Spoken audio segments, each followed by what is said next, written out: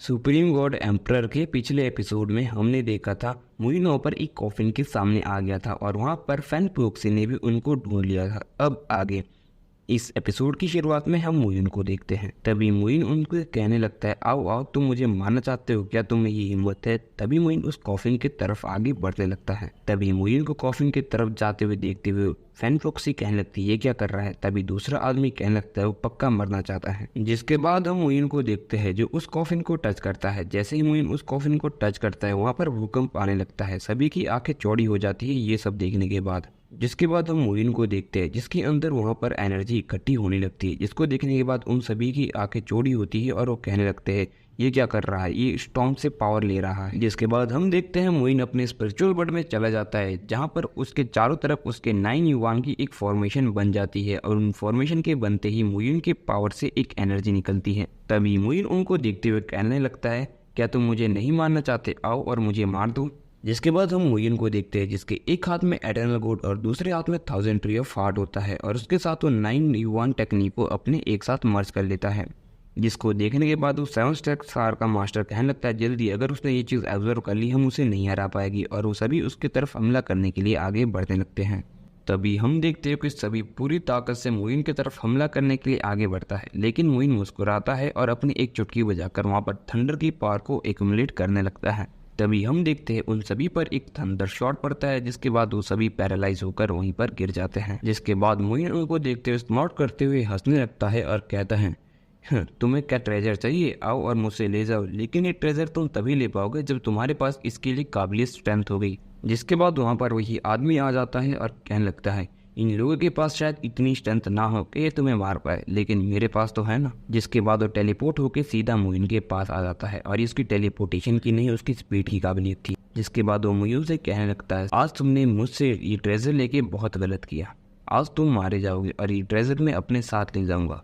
जिसके बाद मुइन सोचने लगता है, पहले मैं रिलाई कर रहा था स्काई रिफलिंग और 1000 ट्री ऑफ हार्ट पे, लेकिन अब जब मैंने उसको अपने 9 in 1 टेक्निक में मर्ज कर दिया है तो मैं 3 in 1 फैल में जा चुका हूँ, जो कि मेरी पावर को वंडरलैंड के बराबर बना देती है और अब मुझे कोई भी नहीं रोक पाएगा। तभी उसके बाद मुइन भी उस पर हमला कर देता है अपने थंडर से, जिसको आसानी से डॉज कर देता है और उल्टा मुइन पर हमला कर देता है, लेकिन मुइन अपनी शील्ड बनाकर उल्टा उसे पीछे हटने पर मजबूर कर देता है। जिसके बाद हम देखते जैसे ही वो पीछे जाता है उसे लगने लगता है कि वो अब बच चुका है, लेकिन ऐसा नहीं था। मुइन ने उसको अपने इल्यूजन के अंदर डाल दिया था और ये वही इल्यूजन है जो मुइन को उस स्काई फायर से मिला था। हम देखते वो उस इल्यूजन के अंदर ही चला जाता है जहाँ पर एक बारी मुइन भी गया था और वहाँ पे वही बहुत बड़ा स्काई फायर वाला मॉन्स्टर होता है और यहाँ पर मुइन अपने थंडर पावर को चार्ज कर उस पर हमला करने लगता है और उल्टा उसका अंदर का इल्यूजन भी कंट्रोल करने लगता है। जहाँ पर उसको तो लग रहा था कि वो अंदर इल्यूजन में फाइट कर रहा है, लेकिन असल में उसकी बॉडी बाहर मुइन का हमला सहन कर रही थी।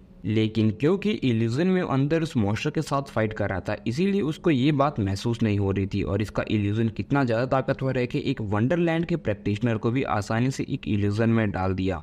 तो हम सोच सकते हैं कि मुइन की स्काई फायर में पकड़ कितनी ज़्यादा खतरनाक है कि स्काई फायर में इतना स्ट्रॉन्ग ओपोनेंट होने के बाद ही मुइन ने उसे आसानी से एब्जॉर्ब कर लिया। यहाँ पर हम बाहर मुइन को देखते हैं जो कि अपनी पूरी पावर को चार्ज कर उस पर हमला करने वाला ही होता है, लेकिन तभी वो अपने सपने से बाहर निकल जाता है और फिर से अपनी आई शील्ड को बना लेता है।